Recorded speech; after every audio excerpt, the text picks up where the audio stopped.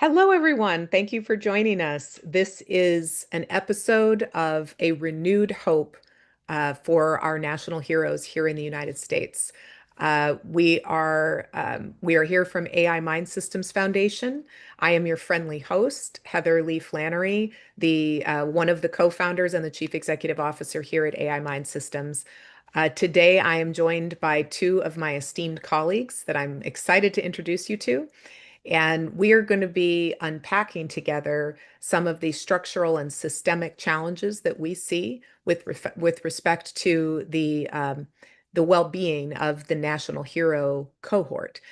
For those of you unfamiliar, HERO is an acronym for Health Enhancing Resource Orchestration, and the National HERO Cohort are United States active duty military service members, veterans, first responders, and all of their immediate families. So in the National Hero Initiative, we are working on different ways of orchestrating resources around individual people, families, and communities.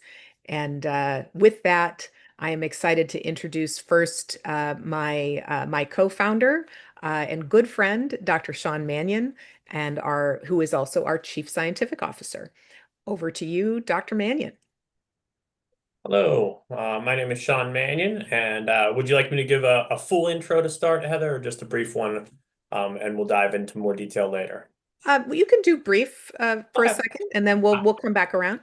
Certainly. And as Heather mentioned, I am the Chief Scientific Officer and co-founder here at AI MINDSystems Foundation. I am a neuroscientist by training. I've spent I spent 18 years, almost 2 decades, in support of the military health system, which we'll talk about more later because it's very pertinent to some of the things we'll be discussing. And in about 2017, I moved into the private tech sector and have been working at the intersection of emerging technology and health and life sciences for almost the past decade across several projects, including this one with Heather and other new partners like Tom. So great to be here today and talk a little bit more about some of the complexities and challenges that we hope to be able to tackle. Thanks a lot. Thanks a lot. And now our esteemed colleague, Tom Fournier, who is Chief of Operations for the National Hero Initiative, including strategic partnerships. Over to you, Tom. Great. Thank you very much, Heather. Appreciate it. And Tom Fournier, I'm a career Army cavalry officer, retired in 2019 from active duty, and veteran of both Iraq and Afghanistan. Since leaving service, I've focused tremendously on helping with the veteran community as much as possible while also working on special projects in higher ed and biotech, and predominantly in the last couple of years with accelerators and incubators for advanced technology dual use and helping startups and small businesses work on their ability to articulate their innovative products to the Department of Defense and national security apparatuses, to include NATO, where I've been a mentor for their Diana project and sit on a few boards in the defense innovation space throughout. And looking forward to talking about very near and dear issues to my heart today in our discussion about how systematically we can work on ways to improve or at least identify certain things that happen within the environment. So I look forward to having this discussion today. Thank you. Thank you, Tom. And you mentioned NATO and the Diana project. I happen to know that that's an acronym. What is the Diana acronym? Yeah, so Diana stands for Defense Innovation Accelerator for the North Atlantic. So it is NATO's innovation arm. Every year they do a cohort. It's highly competitive. Several are selected for a phase one. They have a certain amount of money to develop. They're introduced throughout the entire ecosystem and alliance, and are able to receive coaching, non-dilutive funding for their ability to really show off their new technology. And then some graduate to phase two, where they're given another award to continue to develop and refine their project and get closer to commercialization. Thank you. Very interesting. All right. So today we want to dig into some of the structural and systemic challenges that can impact the National Hero Cohort and impacts them at higher than average prevalences. When we are looking at the need to orchestrate resources from across multiple sectors, many organizations in the public and private and philanthropic sectors There are profound unmet needs for the ability to use data and AI um, uh, on behalf of the person, specifically by the person and in the control of the person.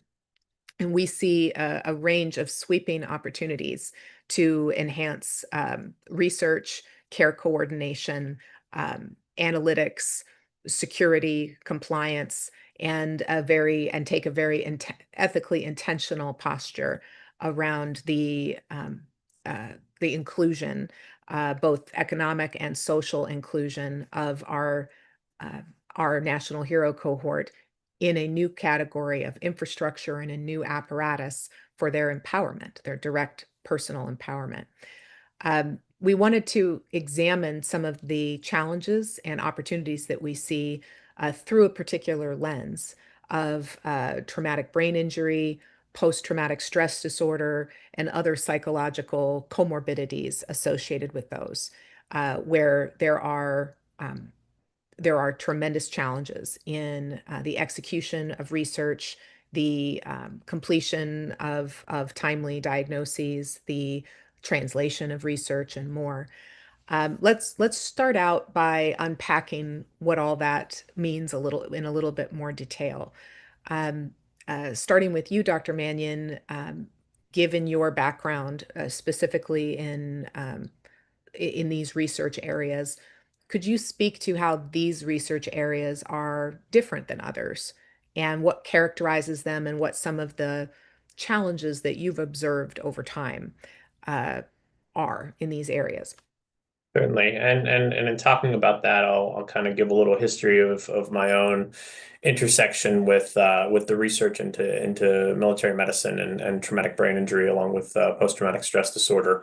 I think that sometimes you've got and especially in the case of these areas that you just described for a particular population, military population, and then subsequently they become the veteran population.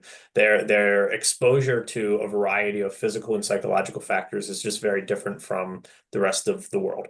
And so these things can be in a complex way impactful on both the acute functioning, which you need in a hostile environment or even a complex and dangerous training environment, but they also have long tail impacts downstream, and those impacts are not always easy to discern, both from cause as well as how to treat them, and especially how to treat them on an individual level versus that just hey, give this pill to everybody who has this problem type of treatment. I started as a grad student, a civilian grad student at Uniformed Services University, which is a military medical school with a graduate research population, in 1999. And so 99 was pre 9/11. It was a very different time than everything since then. And it was interesting to me, and I didn't realize it at the time that it was a lesson I was learning, but I was working in a lab in the psychiatry department that was doing post-traumatic stress disorder research. And we had to spend an inordinate amount of time to justify that. The DoD policy was that was a veteran problem, and they didn't care. It's kind of blunt to say, but they just didn't care about post-traumatic stress disorder for the military population in 1999. They began to care very soon thereafter, and it was dramatic to see the change from here, give us some economic justification for why we would fund this versus just letting the VA do it, to all of a sudden, hey, can you solve this problem a lot faster? Because now it's very, very relevant to us. There is a forgetfulness that humans have, and there's a forgetfulness that human organizations have. And the organization of the military is no different. It forgets its lessons sometimes. It forgets what is pertinent.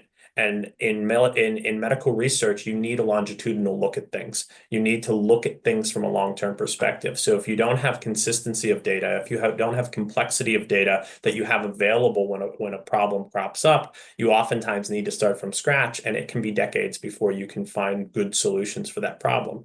And we saw that not just with PTSD and how I described, but traumatic brain injury was another instance of the military learned new lessons again and again and again. There was an individual, colonel, doctor, he was a colonel in the Army, Cavernous, who had served in the Korean War, dealt with a lot of head injuries. He had then served again after being out of the military in the Vietnam War, and again saw the same head injuries and the same challenges and questions that he had seen no growth and no improvement in treatment. And so he started what was called the Vietnam Head Injury Study in the 1970s. This is now the longest running head injury study anywhere. They've gone through several different cycles. It's now housed at NIH. It's no longer within the military, though I believe it still gets some military funding.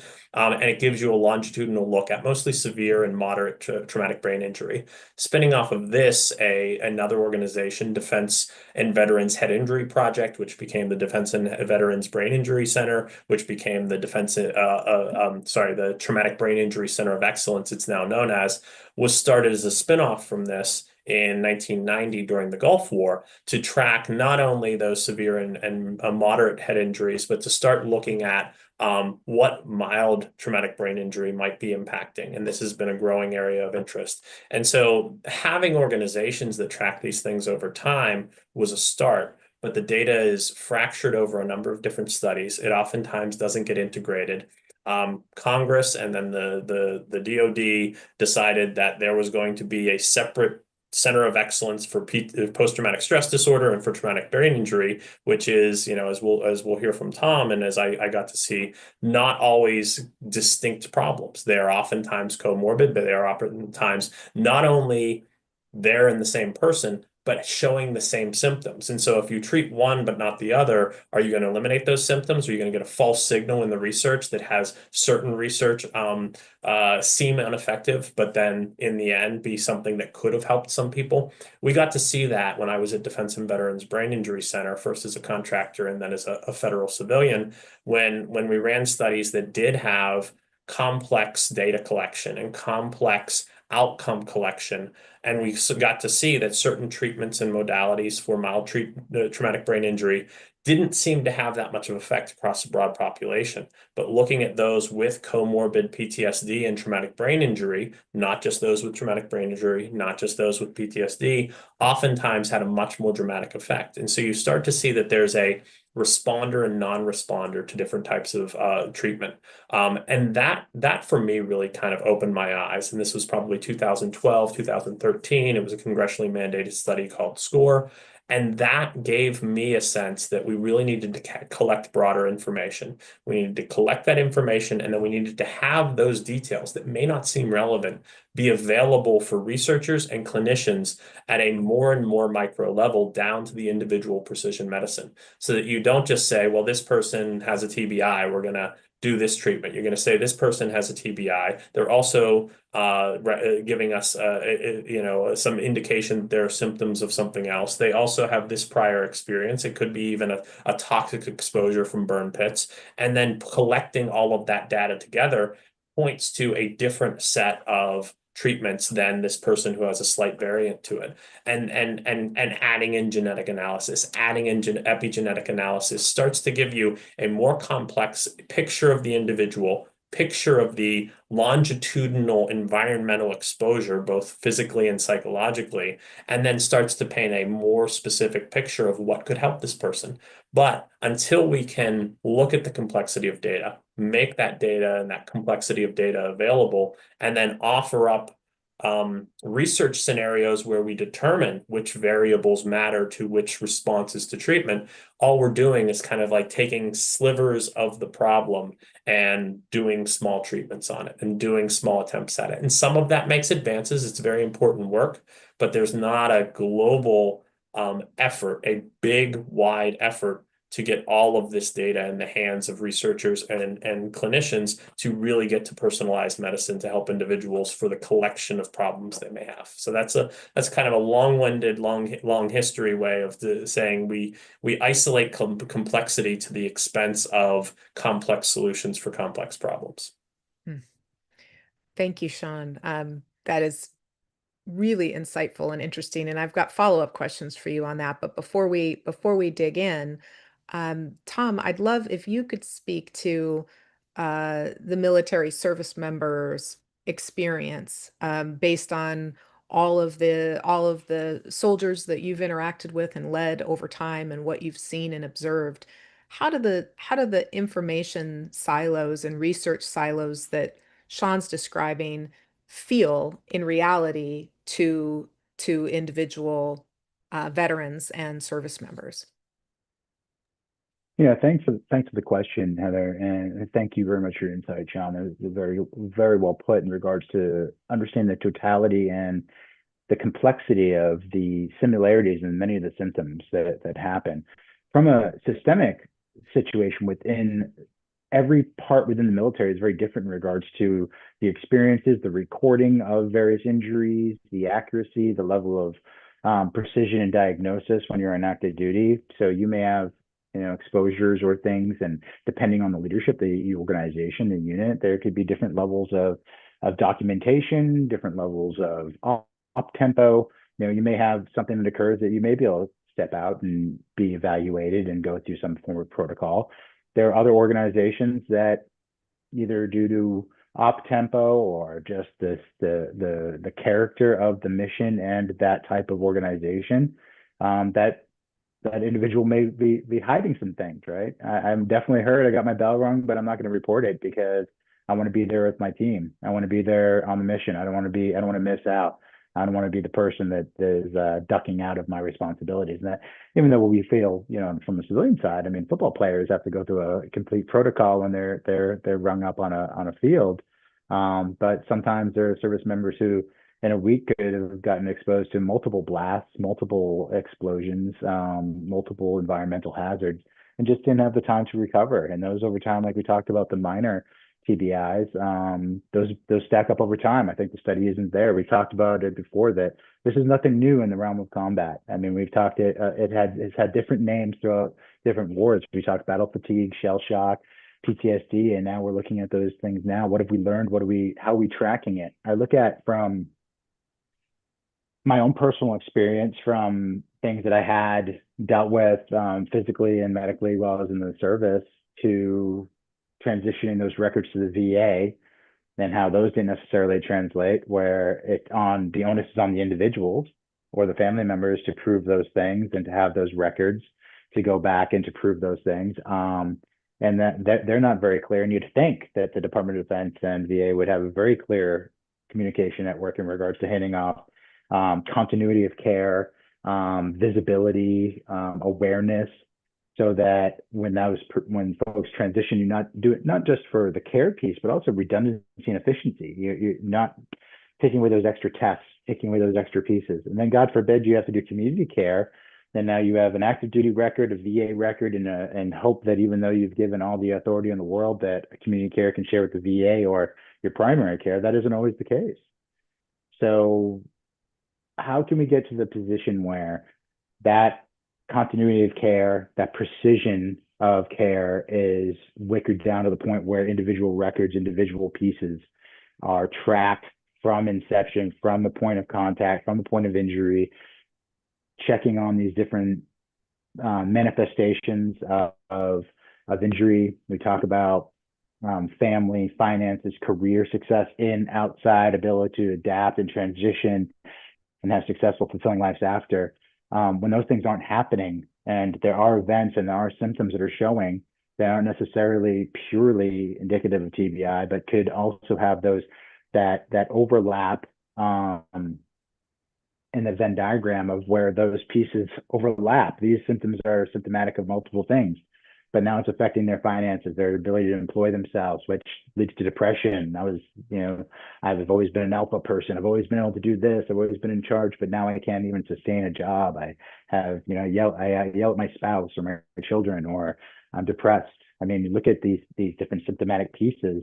I'm certainly not an expert on the subject, but I've certainly had enough friends affected by it, and myself, that in the community, that if you take a person's ability to finance themselves, take care of their families, they no longer feel as though that they belong, or if they're part of a system, they're fighting something that they don't understand internally. Those are pretty solid recipe for what I would think most people would consider red flags for suicide. If someone is having mental issues, having problems, frustrations, can't figure themselves out, it's affecting their life, their livelihood, their family, their ability to feel like they're connected to something again. How do we get ahead of that? How do we leverage the technology that we have? Because we're not doing it currently. I mean, just that example of that lack of continuity, that lack of clarity, that lack of visibility to rule out or confirm different things, and creating that awareness so that we can have more precision care, so that we can make sure that not only are the soldiers, sailors, airmen, Marines, and guardians that serve our country have an awareness and the stigma removed from seeking help, but that the families, their friends are informed and educated, the communities are informed and educated on these pieces, rather than giving that kind of broad swath of, oh, they were in the war, oh, they're a veteran, oh, they've got PTSD. Well, what symptoms do they have? What are they showing? And how can we get them the right precision help and care and get them and remove those stigmas and get them back in the fight, you know, in the second career? Or how do they matriculate back into the society in a way that is productive and fulfilling to them? Mhm.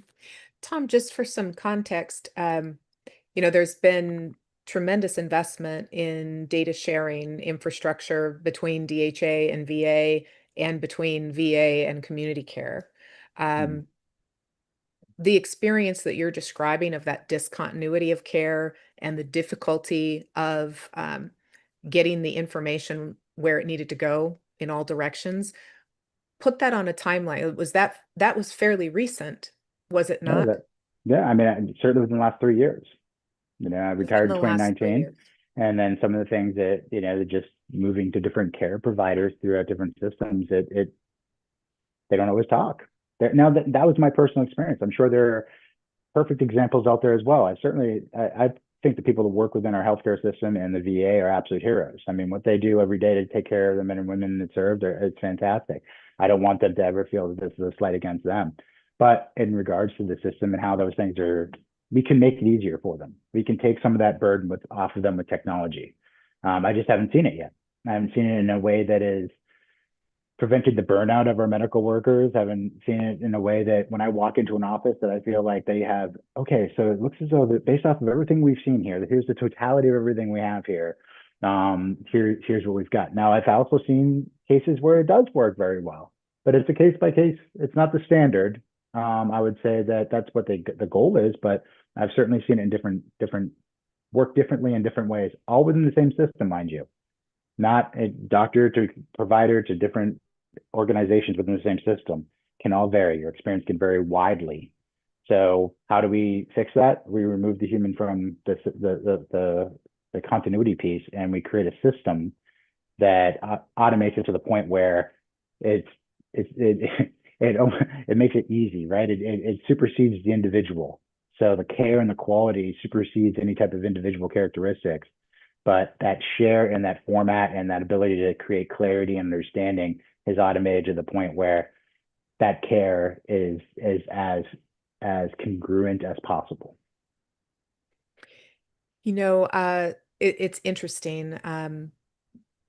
For at least the last 30 years, in the US health system, in the public and private sector, there's been, progressive advancements and investment on data infrastructure and data sharing approaches and apparatuses.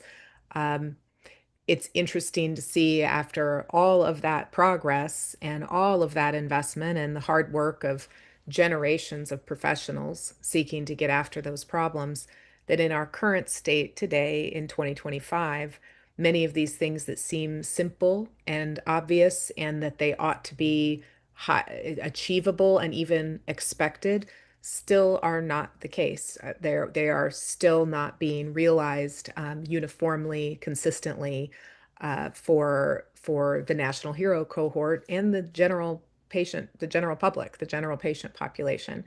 It's there's a you know Einstein has his famous quote about the definition of insanity, of continuing to repeat the same thing and expect a different result.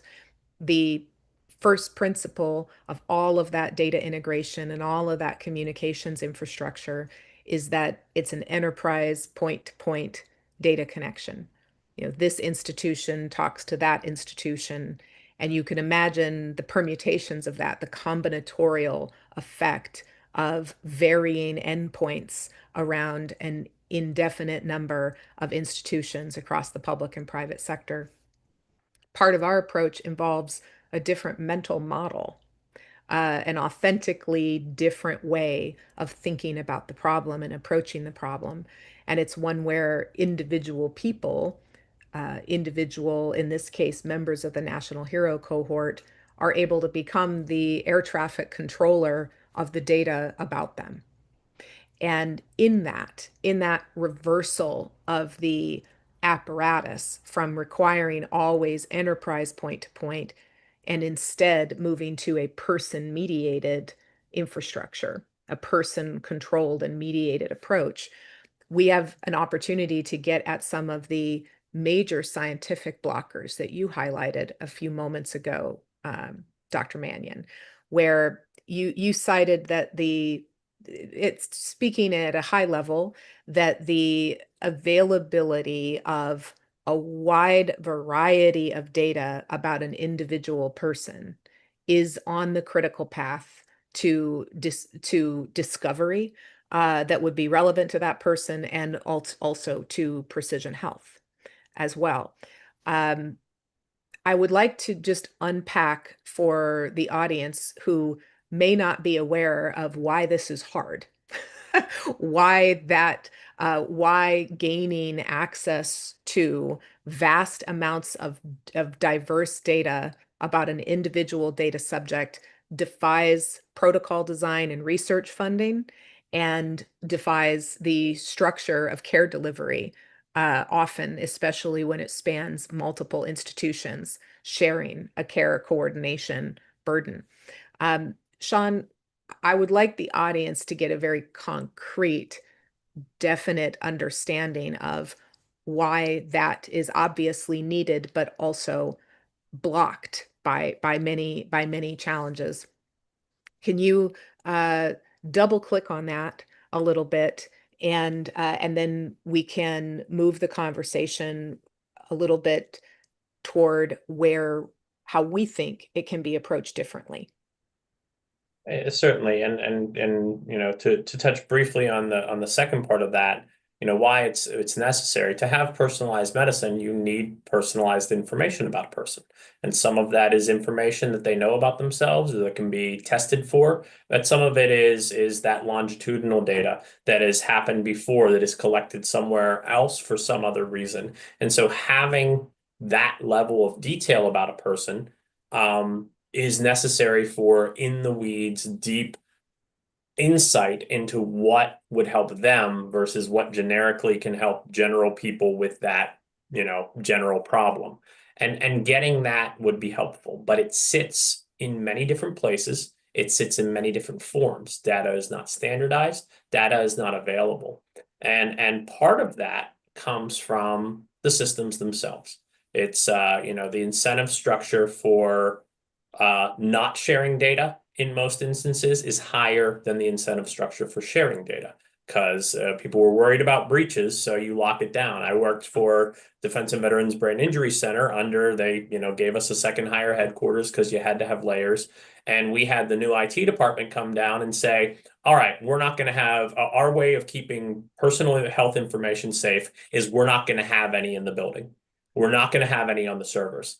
And so I said, well, I've got not only 24 researchers here, but we have 17 sites with more than 100 researchers, and we're consolidating that information here. If we take that out, you've effectively undermined Congress for creating us and killed the mission, but you're going to be secure. It goes back to the old cybersecurity adage. What's the best way to, be cybersecurity safe? Well, don't have a computer, or if you have one, don't turn it on. And if you turn it on, don't connect it to anything. It's a motivation on one area, in one silo, to keep data safe is counter to, on another area, share data and get better understanding of complex problems. So these things are moving at different paces and with different priorities.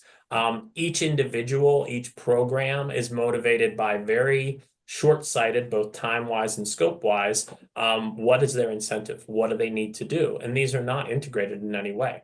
And these the MOPS and MOs, measures of performance versus measures of effectiveness, they're all MOPS all the way down. It's how many of this did you do? How many of this? Even on the research side, how many papers did you publish? Well, that's great. What was their impact? Well, to get the impact of a research paper, you need to look across a decade and then do that evaluation or more, and then do that evaluation, which was done by Rand Europe, and King's College did some great ways of dealing with attribution and lag in medical research. I presented that to my DoD leadership, and they threw it in the trash because it was useless to them to look out a decade. They'd rather look at what gives them the next step on the ladder. And it's you're not supposed to talk inside baseball, but honestly, everyone's motivated at the end of the day to get home, see their family, and just get the paycheck and move to the next level. Only a small number of people in the government or elsewhere are really looking at systems-wide long-term solutions, and all of the incentive structure is just for short-term success, and really don't mess up, don't screw up. And so not screwing up, the easiest way is to just not do anything. And that's what gives us this fractured system of data sitting all over the place about one individual. And then even when you do research, we drive up the research costs by basically having to recollect data that should be there anyway. But the medical system doesn't collect it with the same level of detail and acuity, and doesn't make it available for research. So therefore, we're going to reinvent the wheel. We're going to hire the same technicians. We're going to need the same equipment. We're going to need the same access. We need the same person to come in for the same treatment 3 months after they just had it. And that's driving the individual crazy, so that we can recollect that data. So there's no ability to look at data as something that can be shared without overcoming hurdles that are just going to prevent it, and have prevented it for 30 years. And so if we can look at it differently, and this is where having, data not coming to a centralized repository, but being able to send compute to the data and have it safely analyzed, have it safely training AI, these are the things that can give us the ability to overcome that. But even that type of system, as you well know, Heather, is time consuming and expensive to create. And all the IT aspect of health is motivated to do, be it on the business side with minimal viable product, or be it on the government side or academic side with small incremental steps, is really just get that app together, get that next step together. Let's have another hackathon. How many hackathons has the DoD had, and to what impact? If you put together all of the cost of those small incremental things that give you, yay, here's a nice shout, you can go on LinkedIn and see how many different companies tout, we got this money from the government. But no one ever, maybe, oh, we published this paper, which is great. That's what you need to do. But no one ever says, hey, this money we got 10 years ago and these papers we published have reduced cost and saved lives and given us quality of life advances. I never see that proclamation. And yet that's what we should be looking at, but it's hard. And we avoid the hard things because they are complex, and we don't have, VC doesn't have the stomach for it. It doesn't have the stamina for it. Government doesn't have the stomach and stamina for it. So we're stuck in this incrementalism. We're stuck in this reductionism, and we're stuck in this, forever low-hanging minimal viable fruit, which doesn't get us anywhere. That was a beautiful rant. I love it. Something I want to double click on to make sure the audience absorbs this fact. And for those of you that are just being introduced to AI MINDSystems Foundation, from a technology perspective, we focus on using a combination of 3 families of emerging technologies. One of those is blockchain and Web3. A second is AI, specifically decentralized and privacy-preserving AI. And third is privacy-enhancing technologies, a whole bucket of advanced pets or privacy-enhancing tech. I just want to recast something that you said, Sean, that I think some might miss because it's really quite shocking. And it's this need to reinvest new dollars in order to acquire the same data that was already funded to be acquired. And the result of this is effectively our public purse or other research sponsors paying again and again and again and again to produce what is effectively the same asset. And here's the key: it's due to a trust problem. It is strictly and solely due to the inability to trust the data or the findings otherwise. And what is not happening is a wholesale and deep analysis of how the trust problem can be solved. And what that would do for research fundamentally to be able to have reuse of research data and in a way that can access research subjects on studies that have closed out and engage research subjects. This is profound. This is a probably upward of $1 trillion problem of all of the research that has ever been conducted and all of the funding that ever went toward it. And the fact that a new scientist coming on the scene today with a new hypothesis is not able to conduct their research on all of that data, generally speaking. Not that there aren't some research data sets made available. There are, and those are fantastic resources. But often they are in de-identified form, or they are stripped of context or longitudinality. So I think you can't possibly overstate how important it is to change the infrastructural paradigm and the operating model such that you can inject trustworthiness into the endeavors that are starting from a point in time forward. And at that point, everything that occurs around the use of those data assets need not be recreated really ever again. And I don't believe that that point is understood generally, that it is possible to not have to recreate certain data elements ever again if you can one time do it completely right. And I don't mean to suggest that others are doing it wrong. I should probably say in a new way that layers the ability to trust that asset into its operating model, its funding model, its technology apparatus, and the economic structure for dealing with that data as a financial asset, as a relevant asset to be capitalized on by many parties, including we the people and the data subjects. Sean, since I evoked you on that, anything you want to add? And then I have a question for you, Tom. Just adding on to that, it's entirely on point, but it's also the case that it's challenging with medical data. We've tracked, just like they've tracked judges. Judges make in the same situation will make different decisions at different times of day, right before lunch, right at the end of the day. They're more harsh than just after lunch or first thing in the morning.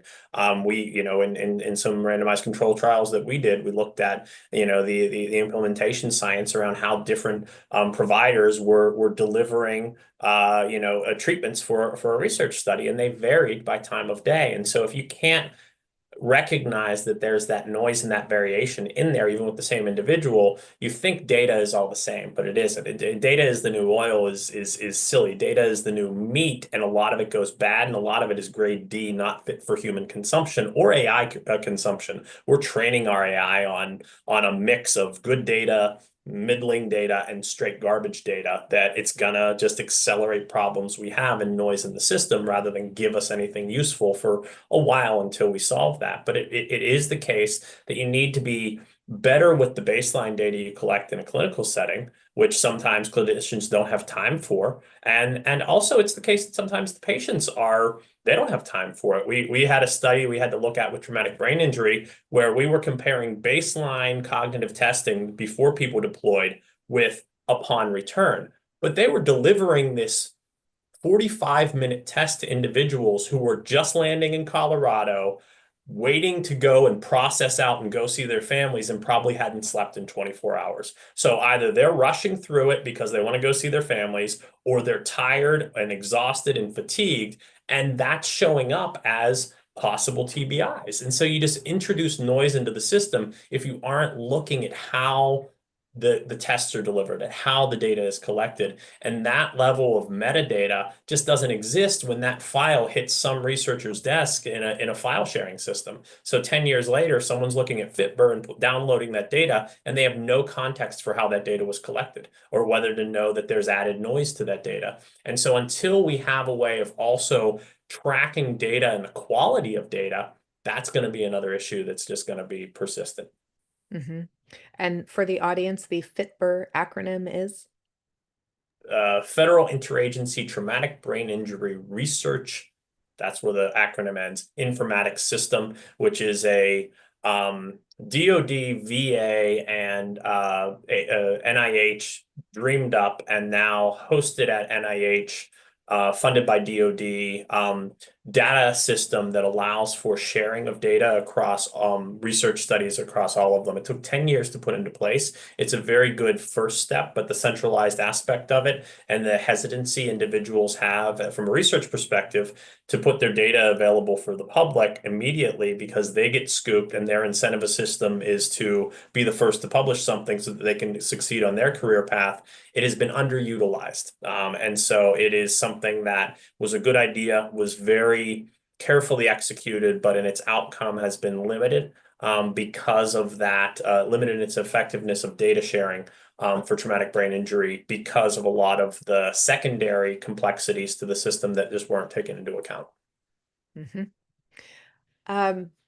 I'd like to turn this slightly to the concept of real world evidence. So imagine, Tom, that all of the data that had been captured about you in clinical practice by public sector, military health service or community care. What if that information about you was all historically, that historical data about you was all able to be included in research or a pragmatic trial, meaning where N is 1, where it is studying an intervention in you particularly. What if all of that information was able to be utilized in a scientifically rigorous way on your own behalf? And I'd love to get your thoughts on the need to achieve more precision in care and some of the blockers that you witness to that, and thinking about health information as potentially being able to be brought into a real world evidence framework versus strictly real world data. And that's kind of a follow-up question for you, Sean, about what that involves and what that would implicate if that could be done at large scale. But over to you, Tom, on how have you experienced the absence of precision medicine?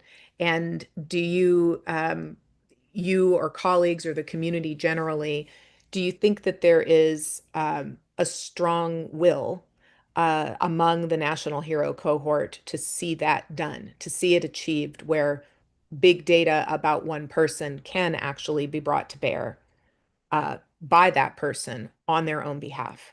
Thoughts?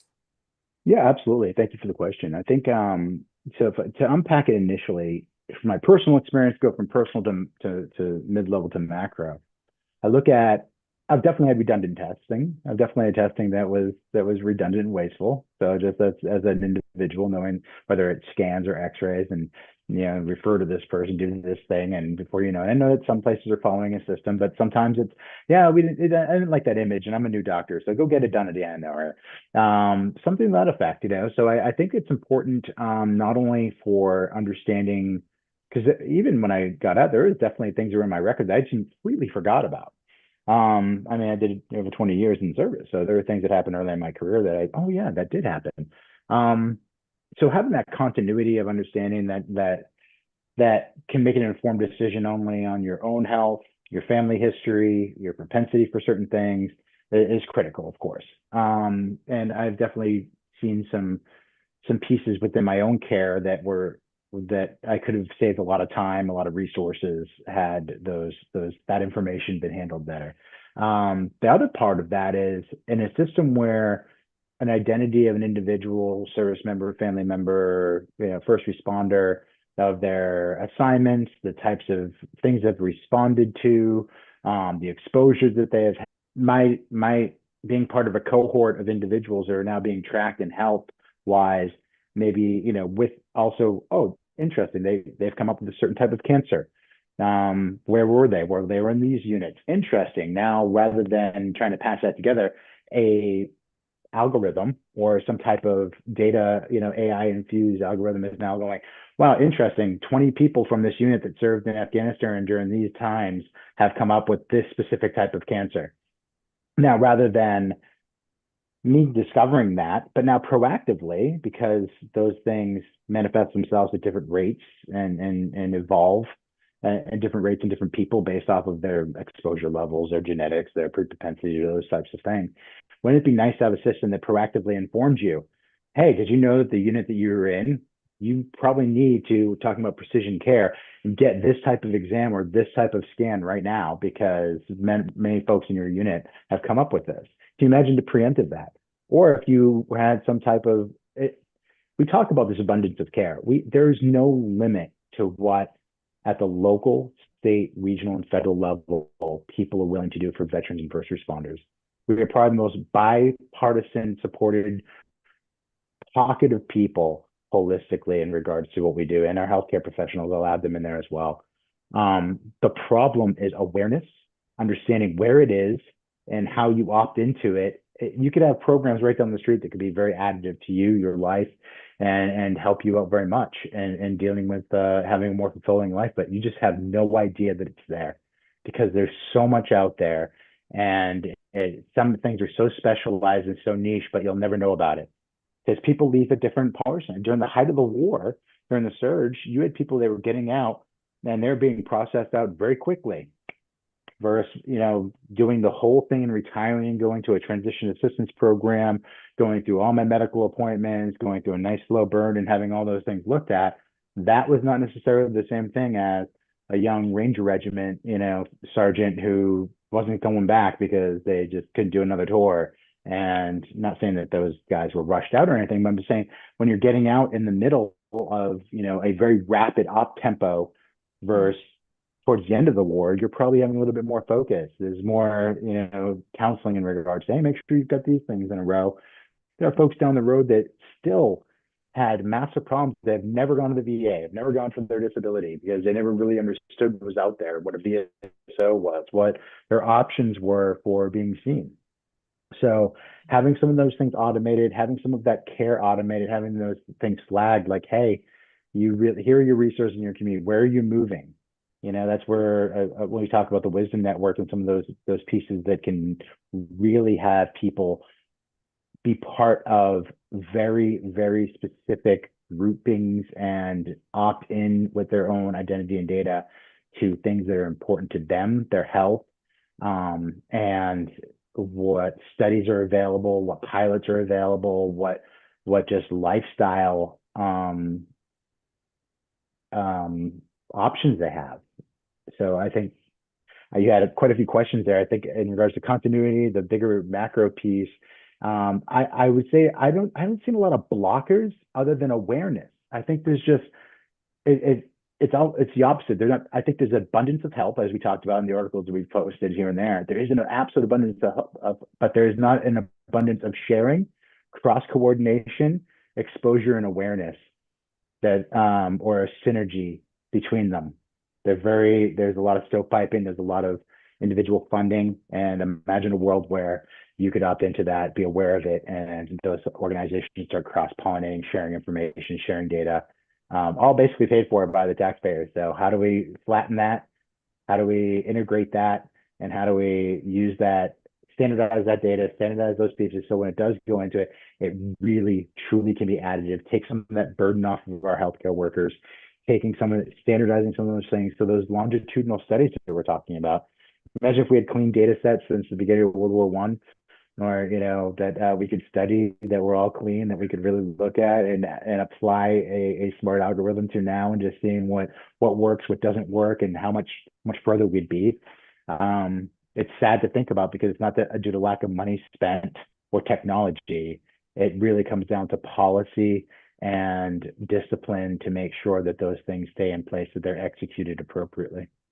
You talked about MOPS and MOs, measures of effectiveness, measure of performance. It all comes down to, are you doing the right things and are you doing those things right? Right. So are we doing the right things to study these things, and are we doing them correctly? As in not doing them when someone comes off a plane, after 24 hours of travel and 15 months away from their family, and that's the last thing they got to do before they go and crack a cold beer and hug their kids. Not necessarily in that order. So I mean that's what we're talking about, right? So how we clean that data, clean those environments, and set conditions so that across the board we're getting as close as clean. There's no such thing as perfect data, but as close as possible, that we curate in a way that we know that it's as reliable as we possibly can in a controlled environment, in a controlled study, that we can really make some real good here. We have such an opportunity. No better time in history do we have an opportunity to leverage technology to do absolute heroic things for those who have every day sign up to run to burning buildings and get into very dangerous situations and go to foreign lands and do bad things. So that's where I'm at with it. I think it's not a lack of capability, it's a lack of standardization, policy, and implementation. Mm-hmm. All the things that you just described so aptly, Tom, for that to actually work, they all require that the information about a person be brought under the custody of that person. It doesn't mean it's deleted from other places, but there is no way to integrate and orchestrate around a person, even with the vast power that we have of AI right now, unless that person's data is brought to a place under their unique control, and then that person becomes that's the new mental model. That person and their infrastructure is the air traffic controller of what is going on. um, that can allow us, that is at the heart of our premise for health enhancing resource orchestration, is that the you can't orchestrate around the person, or the person cannot be empowered through the use of AI to aid themselves without first obtaining custody of the information about them that is currently sharded everywhere throughout our health and general economy. I'm shocked at how fast this conversation has gone. We're now at time. I'd love to offer you an opportunity to comment, Sean, on what we've just had under discussion, and then we will move to some rapid fire closing remarks.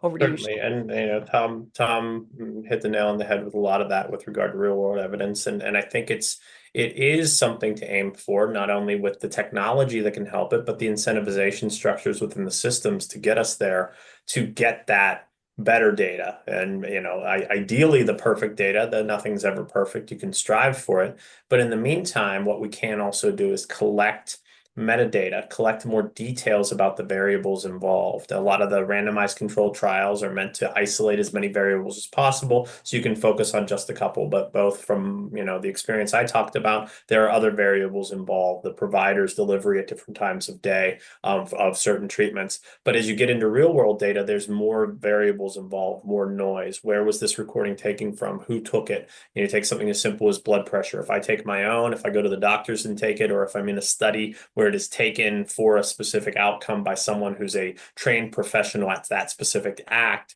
rather than a generalized trained professional who has variations in how well they execute the task. Those are three different values of the same data point.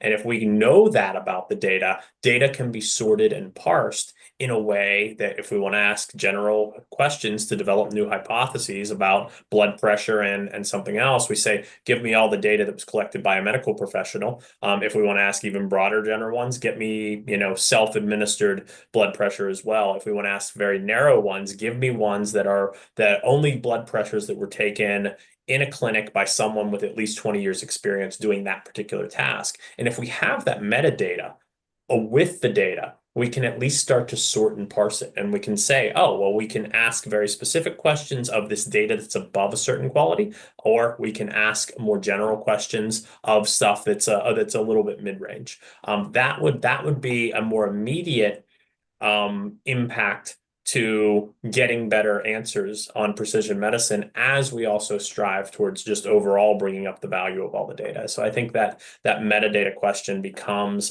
very important in how we can sort data, because not all data is created equal. Absolutely.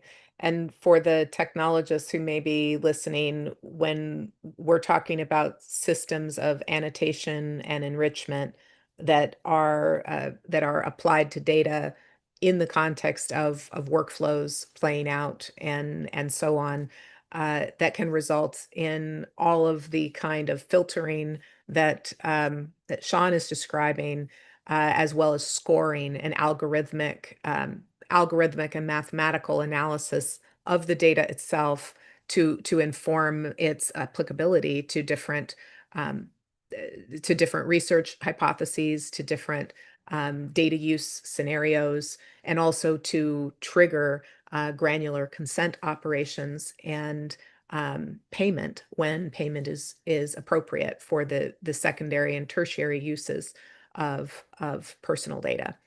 That is part of the National HERO Initiative. Um, so, closing remarks, quick closing remarks.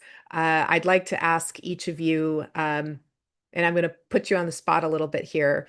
I'd like to hear from each of you in a sentence or two what makes you the most inspired by the potential of the National HERO Initiative. And let's start with you, Tom.